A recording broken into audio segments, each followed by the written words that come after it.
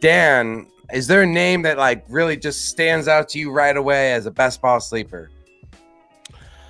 Yeah. I mean, I think that you could go a lot of ways with this, right? Like, I mean, there's a lot of freaking positions for best ball, and really best ball is one on the later in the depth charts. If someone goes down, the next man up, kind of, you can ride him for those spike weeks. So I typically like to look at wide receivers.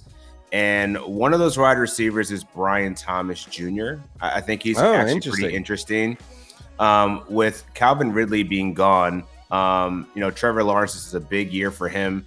Whether he's going to get this extension or not, I think he's like the last rookie of that class to not get extended yet. So this is going to be a really good opportunity for him to showcase what he can do to get that next bag. And I think Brian Thomas is going to slot in as that deep threat. Trevor Lawrence is known to throw a good deep ball. Yeah, he's got Christian Kirk there to, kind of balance it out in terms of the wide receivers. And Gabe Davis did just come in from Buffalo. But I think he's a guy that's like a late round stab that you could take for a rookie that could pop late season. That's really what you're looking for, if you're playing best ball. Yeah. Right now he is going 89, 90th at average draft position. He's going behind the likes of Jalen Warren, Xavier Worthy, DeAndre Hopkins. Speaking in that same kind of rookie range, going number 100 and best ball ADP is Ladd McConkey. Lots of opportunity for him there with the Chargers after they got rid of their two main guys from seasons past, Mike Williams and Keenan Allen. So how are you feeling about Ladd McConkey there, especially as like a, number 100 ADP? I feel great about him. I think that his ADP is probably understated just considering where the wide receiver room is right now. Like, obviously, they got rid of most of their skill positions. Mike Williams is out of there. Keenan Allen's gone. So you're left with Quentin Johnson, who didn't really show much in his rookie year. And then you have Ladd McConkey, who's going to be, he's a pretty polished route runner. And I think these white wide receivers don't really get a lot of shine just because, I don't know, it's usually known as like not the most athletic types, but this dude is good.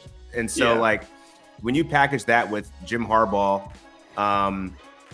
this is just going to be a completely different team. Now, I'm not ranking Justin Herbert particularly high because there's going to be some growing pains with new wide receivers in the room. We have a different running back. This offense is just going to look, this offensive scheme is going to look completely different. But having a new head coach that specifically picked this guy to eventually, replace the volume that we saw in Keenan Allen, I'm intrigued. So I think that top 100, I think that's probably going to rise as we get closer to the season. Yeah. Based on his college production and the role that this revamped offense will be, I definitely feels like he's a valuable later round flyer to take. He's a starter right away. Yeah, he's a starter right away.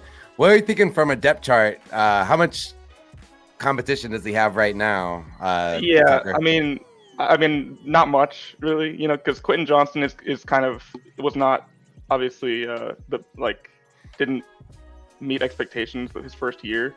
Hopefully he can kind of do better in this new offense with new coaches, new coaching. But I basically put the receivers like probably Josh Palmer's one and then McConkey two. It's like there's not much else there. There's DJ Chark who could be the X. Palmer could go Z if Quentin Johnson's not working out. But Ladd McConkey can also go wherever. So they can kind of move these guys around, but they don't have much there behind him. So I feel like he's definitely slotting in to be a starter, like how it looks right now.